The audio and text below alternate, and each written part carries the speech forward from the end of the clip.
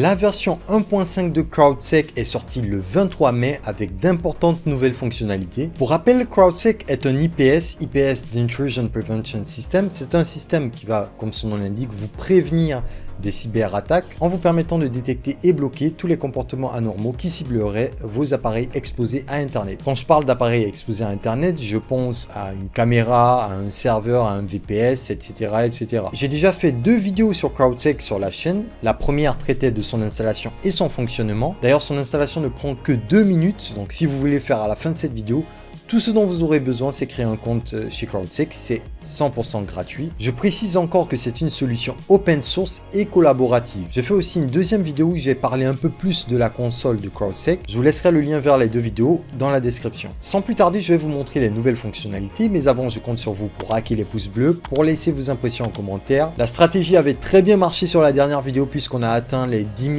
vues et les 1000 likes assez rapidement. Lorsqu'on arrive sur la console, on peut s'apercevoir qu'il y a 2 nouveautés.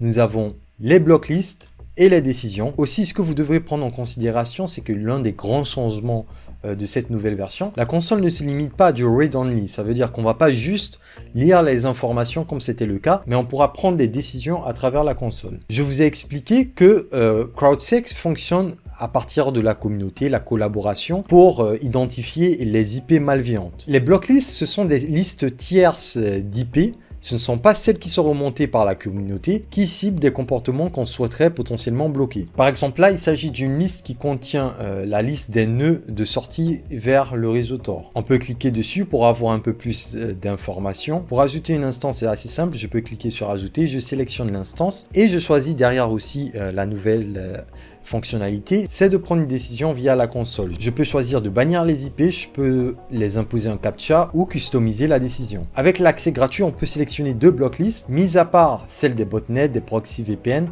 et des IP qui ciblent les applications WordPress. Ceux-là sont réservés aux abonnements premium. On va entrer dans cette blocklist. On nous dit que ça nous permet de traquer les serveurs Command and Control. Quand on parle de serveurs Command and Control, on parle de serveurs d'attaquants qui permettent, comme son nom l'indique, d'envoyer des commandes ou bien de contrôler plusieurs appareils en même temps. Comme framework Command and Control connu, on a Cobalt Strike, on a Metasploit aussi, on en a pas mal. Je vais ajouter une instance et ce qui est pratique, comme vous pouvez le voir, regardez, en quelques clics, imaginez que j'ai plusieurs instances, imaginez que j'ai une dizaine ou une vingtaine d'appareils. Alors derrière, le faire manuellement sur chaque appareil, en quelques secondes, en quelques clics, je peux décider de bannir les IP et voilà. Évidemment, ces blocklists sont disponibles pour la version 1.5. Pour vous assurer d'être sur la dernière version, je vous conseille d'aller voir au niveau des instances. Lorsque vous cliquez dessus, on vous dira ici si vous avez la dernière version. Si je vais sur la deuxième, vous verrez que là, je n'ai pas mis à jour. Pour mettre à jour, c'est assez simple. J'ai juste à copier la commande qui va me permettre de prendre la dernière version. Quand c'est bon, je peux faire juste un apt install CrowdSec et il va m'installer la dernière version. Je peux vérifier maintenant la version avec la commande CrowdSec. Je pense que c'est version, si je ne me trompe pas. On voit bien que on a la 1.5.2. Ça va prendre un petit peu de temps pour synchroniser avec la console, mais normalement on devrait l'avoir. On a vu les blocklists, on va passer aux décisions. Et ça encore, c'est une fonctionnalité phare, j'ai envie de dire, de la 1.5. C'est que en un clic, je peux décider de bannir une range d'adresses IP ou une adresse IP spécifique. Je vais prendre l'adresse IP de mon VPS, on l'ajoute, on le banne. Je peux décider de le ban juste pour 4 heures et je donne la raison. Je peux mettre du SSH brute force. Je peux une fois de plus spécifier les instances sur lesquelles je veux bannir cette IP ou je peux mettre sur toutes. Et encore une fois, imaginez que vous avez une cinquantaine d'instances, vous avez 50 appareils, vous avez un grand parc, ça permet vraiment de gagner un temps fou. Je clique sur Save et c'est bon. Par contre, je vais retirer la décision parce que j'aurai besoin de mon VPS tout à l'heure. Maintenant, je vais vous montrer vraiment mon coup de cœur de cette nouvelle version. On peut désormais détecter des comportements de post-exploitation. Sur différentes technologies, on a l'AuditD, qui est un outil qui nous permet de faire de la journalisation sous Linux. On peut le faire aussi sur des instances AWS et aussi pas mal de technologies. Qu'est-ce qu'on entend par post-exploitation? Lorsqu'un hacker va accéder à une machine, lorsqu'il va s'introduire sur une machine, il peut, pour escalader ses privilèges ou bien pour faire du mouvement latéral, entrer différentes commandes. Ces commandes, on va les flaguer pour les remonter par ce qui s'apparente à l'analyse par comportement. Mais déjà, assurons-nous qu'on a audit D installé sur la machine. Pour l'installer, c'est assez simple. Vous pouvest le faire avec apt install audit CTL. Et comme je vous avais dit, audit D, il va nous permettre de faire de la journalisation. Selon les commandes et les types de comportements qu'on lui aura demandé de journaliser, on pourra les remonter à CrowdSec. Pour voir la liste des règles, tout ce que j'ai à faire, c'est audit CTL -L. Et là, il y a l'ensemble des règles que je lui ai données. Mais supposons qu'on n'a aucune règle, on va se rendre dans le hub de CrowdSec, on va chercher la collection. Les collections, en fait, je vous avais expliqué, c'est un ensemble de parseurs et de scénarios. On entend par scénario le type de comportement qu'on souhaiterait flaguer. Et les parseurs, tout simplement, c'est ce qui va nous permettre de structurer les données qu'on remonte. Pour que cela fonctionne, il faudrait déjà donner des règles à audit D. Vous avez juste à copier ces commandes et les coller. Je les ai déjà fait. D'ailleurs, vous avez dû les voir ici. Mais c'est pas tout. Il faut permettre à CrowdSec de lui donner exactement le path, le chemin vers les logs d'audit D. Moi, je l'ai déjà fait, mais ce que vous aurez à faire, c'est vous rendre dans le répertoire etc CrowdSec, d'éditer le fichier aki.yaml. Pardon, j'ai mis CD. La fatigue se ressent. Ensuite, copier et à la dernière ligne, coller ces informations. Une fois que c'est fait, vous avez juste à relancer CrowdSec. Et ça sera bon. Voyons maintenant si ça fonctionne. J'ai mon premier VPS qui sera la machine de l'attaquant. Je vais générer un reverse shell, un reverse TCP.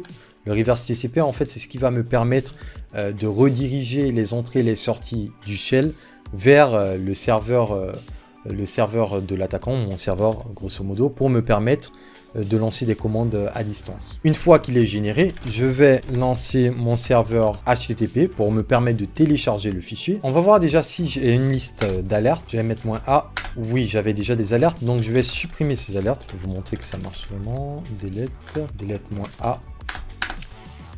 Nous n'avons aucune alerte. Ce que je vais faire, c'est télécharger mon fichier malveillant, changer les permissions sur celui-ci pour me permettre derrière de l'exécuter. C'est un comportement typique post-exploitation. Je l'ai lancé, alors l'objectif c'est pas vraiment de l'exécuter, c'est pas d'avoir un reverse shell, c'est juste de voir est-ce qu'il va derrière détecter le comportement malveillant.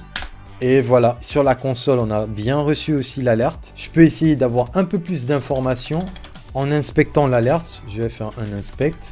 -D et je donne l'ID. Et regardez, là, il me donne les différentes commandes qui ont été entrées, les différents binaires, pardon, auxquels j'ai fait appel. Nous avons le wget, chmod et nous avons même l'emplacement de notre fichier malveillant. Je pense même que si je fais un RM, si je lance des commandes RM dans le fichier, le répertoire temp à plusieurs reprises, je pense qu'il devrait aussi le détecter. On va faire un test. Pour le moment, on a 2 remontées. Ce que je vais faire for in, je vais créer une séquence de 1 à 10 et je vais lui dire de supprimer tout et done. On va vérifier s'il l'a détecté. Et ouais, vous voyez, on a même la date exacte, l'heure à laquelle la commande a été lancée. On va aussi inspecter, voir ce qu'il va nous donner. Une fois de plus, nous avons le binaire qui a été lancé. Bon là, à 10 reprises parce que j'ai lancé dans une boucle for. On va voir si je télécharge l'InPiss, qui est un outil très utilisé pour la post-exploitation, qui va me permettre de faire de l'énumération et voir des facteurs de privesc. Est-ce qu'il va le détecter? Je télécharge et je l'exécute. Je vois là aussi que par comportement, il a pu détecter effectivement le fait d'avoir téléchargé et lancé l'InPiss. On peut voir la liste des scénarios juste en bas. Vous pouvez cliquer sur un scénario. On vous explique le fonctionnement du scénario et on a la chance d'avoir des commentaires des développeurs, c'est assez sympa. Et si on veut nous-mêmes aussi créer notre propre scénario, on peut le faire. Rappelez-vous, lorsque j'avais fait ma vidéo sur les honeypots, on avait vu qu'il y avait quelques commandes qui revenaient à chaque fois, qui étaient entrées par les bots. Rien que par là, on peut prendre ces commandes-là et derrière créer un scénario pour les détecter et pour les bloquer. Je vous ai montré avec AuditD, mais il n'y a pas que AuditD. Je vous avais parlé de AWS aussi. Malheureusement, j'ai pas d'instance AWS, sinon je vous aurais fait aussi le test, mais on peut faire la détection de post-exploitation aussi. On peut même détecter les connexions en dehors des shifts. C'est incroyable. Enfin bref les amis, c'est là que s'arrête le test de CrowdSec 1.5. Si vous avez un quelconque souci, n'hésitez pas à rejoindre le Discord de CrowdSec. Leur support technique est dessus, la communauté aussi est dessus. Vous pouvez rejoindre la communauté d'Alpaga. Je rappelle encore une fois que c'est une solution gratuite et open source. Ça ne vous coûte rien. Créez juste un compte sur CrowdSec, testez la solution.